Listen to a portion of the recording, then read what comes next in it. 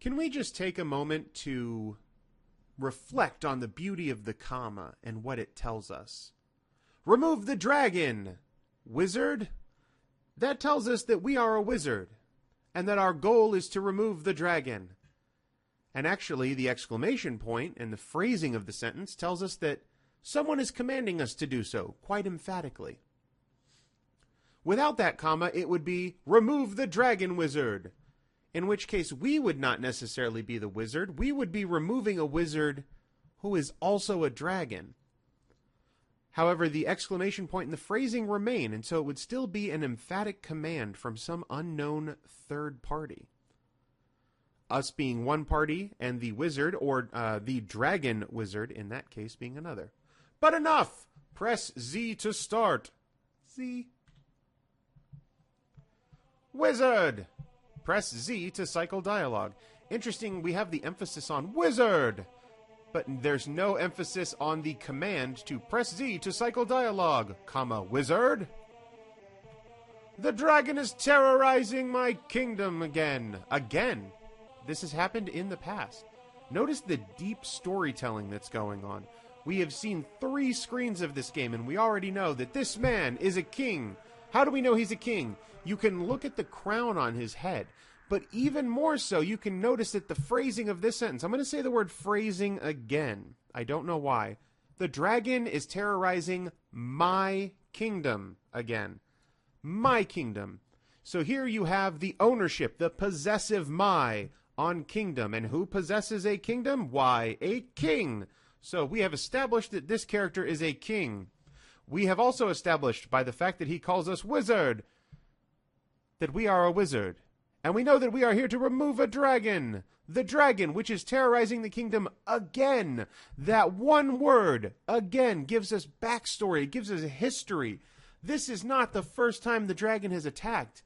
This is not the first time that Firefox has wanted me to update for stability in the middle of a video. I'm not going to cut that out. You're stuck with it now. So, this dragon has done so before, and it's a little bit of the implication that since the king is terrorizing my kingdom again, that this has happened within the king's lifespan. It would be slightly unusual if it had terrorized the kingdom during his grandfather's reign, when prior to his birth, or prior to him remembering, when you're too young and you don't have your memories established, and you kind of, really it's about kindergarten age and forward that you actually have memories. Isn't that weird? Anyway, the dragon. Actually, when I say memories, I mean distinct memories of particular events in the past. Because you learn how to speak, and your language and a number of other skills, especially like motor skills, muscle control, etc., these are things that you learn and, in a sense, reside in your memory from a much younger age. But when it comes to pulling out specific historical events that occurred, that you witnessed, that you experienced, do you remember anything prior to about kindergarten? Maybe stuff like just a little bit before kindergarten? Anyway, too bad, too much backstory. The dragon is terrorizing my kingdom again. I need you to venture out into the dark forest, comma, and remove it. So can we take a moment to reflect on the beauty of commas and the fact that this comma is completely and wholly and utterly used incorrectly and is unnecessary in this sentence and serves no purpose and should be removed. I love commas, but this is the inappropriate use of the comma. Anyway, we are the wizard, and the king needs us to venture into the dark forest and remove it. It referring to aforementioned dragon who is attacking, not necessarily attacking, terrorizing the kingdom. Don't forget to retrieve your magic wand that you left in the forest. You will need it. So this establishes that we have a magic wand. But it also establishes that our character, the wizard, the mighty wizard who the king relies upon to stop, not just to stop, but to even remove the dragon who is terrorizing the kingdom, is absent-minded enough, careless enough, perhaps even to a degree arrogant enough to leave his magic wand, a magic wand that's power is so great that it is necessary. We will need it to remove the dragon. And yet we have left it carelessly in the dark forest. Or perhaps it is not careless.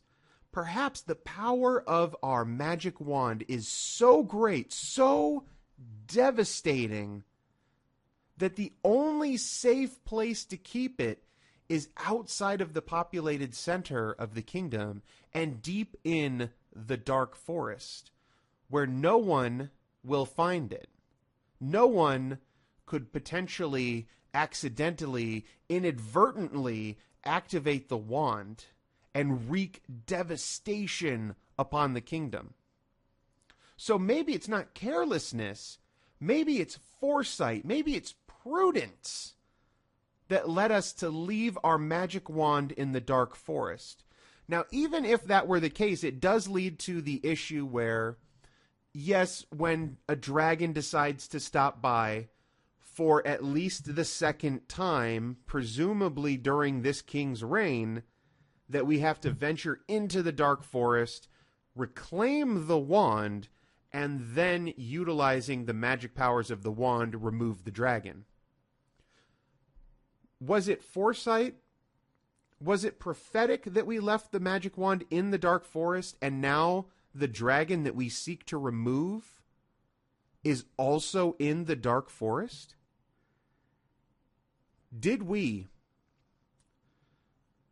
leave it in the forest to make it more efficient when we needed to reclaim the wand to utilize its magic power to save the kingdom once again? We left it in the dark forest because we knew that the dragon was going to be in the dark forest, and that was the only way.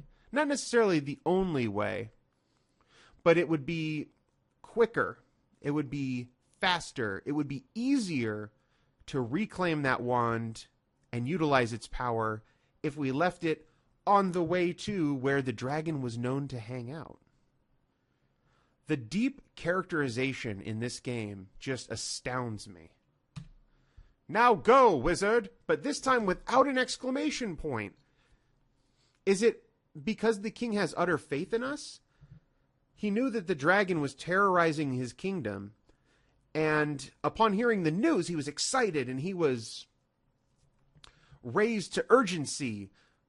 Wizard, remove the dragon! Or actually, the actual sentence was, remove the dragon, wizard! So he was caught up in the anxiety and the excitement of it. Not excitement in a good sense, but excitement in a terrorizing sense. But now, having seen us, the wizard, he knows that all will be well. His plan, I'm not sure why the king is coming up with the plan, when we are the mighty wizard with the supreme power of the magic wand. Anyway, now his utter faith in us, he's been able to calm down, and he says, now go, wizard. He knows that we're going to take care of it. He knows that there's no possible outcome that results in failure on our part, because we are reliable, we are trustworthy. And he knows that by telling us to remove the dragon, it is as good as done. And that's why the exclamation point has disappeared. Remove the dragon! Now, I just said that the exclamation point disappeared, but now you can see that this is actually part of his faith in us as the wizard. So he's proclaiming, perhaps a bit preemptively, remove the dragon. He knows it's going to happen, and he's trying to instill a sense of, what's the word that I want here? Not excitement, but sort of rousing us to action, such as at a sports game. Dun dun dun dun dun dun dun dun dun dun dun dun dun. Charge! So he's giving us that boost, that morale, knowing that we are supported by our king as we save the kingdom from the dragon. And thus, we find ourselves in the dark forest, which apparently lies right outside the gates of the castle. So we are the mighty wizard, clad in purple. You can see that our hair is white and our beard is quite long and fetching. testament to our maturity, testament to our wisdom, testament to the long years we have slaved away in our tower studying the mystic arts. For just such an occasion as this, when the dragon returns to terrorize the kingdom once more. Whereas before, in our youth, yet learning our powers, yet neophyte in the magical ways, unable to remove the dragon, but merely to scare it off, to run it out of the kingdom where it could no longer terrorize our people. But now, wizened, powerful, practiced, we have delved deep in mystic tomes, and we have found the strength to remove the dragon once and for all. But to do so, we must remember the first part of our quest is to reclaim our magic wand, which we have left, perhaps prudently, in the dark forest. And so, we set off on our journey. Bonk. The dark forest is a maze-like, twisting labyrinth of trees and undergrowth. And there, the dragon's breath, proof that it has come once again to the kingdom and seeks to destroy us all. But that's all right. We, in addition to being excellent wizards, also have the moves. If only there were a bunch of fairies that would come out of this wonderful lake. We must travel once about the lake, for the legends speak thusly. We must travel once about the ring of sacred trees and pay homage to the spirits therein, as the legend tells us. And now we must use our special wizardly powers to dodge the flames. And head further up, and here is a mystic door locked by a sigil of great power. And we have no means of egress.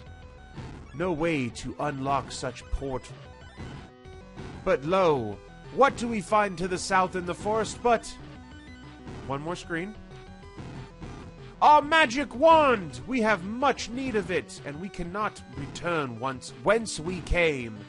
We will find ourselves unable to pass forward. But with the power of the wand, I am certain that we will find a way to continue our quest. The wand is so powerful that one need not even lay his hand upon it. Merely one's gaze can activate it. And it has transported us to yon portal of blinding white light. What might lay within? Walk into the light. Travel the ley lines, the mystic paths that magic have lain across the land. Drink deep of the arcane energies. And like a wizard in any role-playing game, totally hack the system. Okay, this is kind of difficult because of the way I have to play around the microphone, but don't worry. Our wizard is a skilled platformer, and he can totally jump plus hear. Mysterious wizard movement. Go to the game center. A mysterious wizard. The dragon. We must remove the No, let's die first because we accidentally hit the top here. Remove the dragon. Are you sure you want to remove the dragon? Ponder this. Ponder this. Think upon the consequences of your actions. Are you sure you want to remove the dragon? There is no undo button for this. But my king has charged me to remove the dragon, and so I shall! And the dragon was no more. You have done well, wizard. The dragon has been removed. Though something troubles me. When my knights searched the dragon's lair, they could not find the body. I am somewhat insulted, my king, that you would send your knights to the dragon's lair when you had already charged me with the quest to remove the dragon. Were I not a loyal subject, my liege, it would lead me to question your faith in my capabilities as your wizard. But I believe in the depths of my heart that you have sent your knights to the dragon's lair to reclaim the treasure, to reclaim every lost piece of gold, every lost work of art, every tit and tottle that the dragon had taken from your people, to return it and to redistribute it to its rightful owners. And so I am not angry that your knights searched the dragon's lair. Oops, I clicked out of the thing.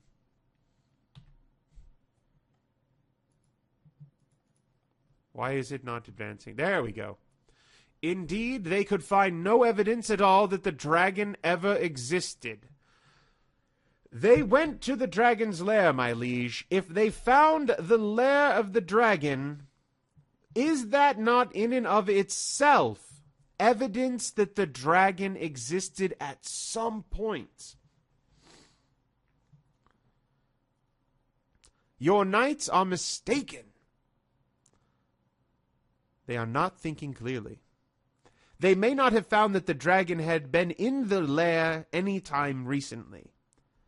But if they found a lair, and if they found the missing treasure from the kingdom, then surely they can see that evidence that the dragon ever existed is plentiful and is plainly and concretely before their very eyes. This, my liege, is why you trust me, your wizard, to handle these tasks and these quests.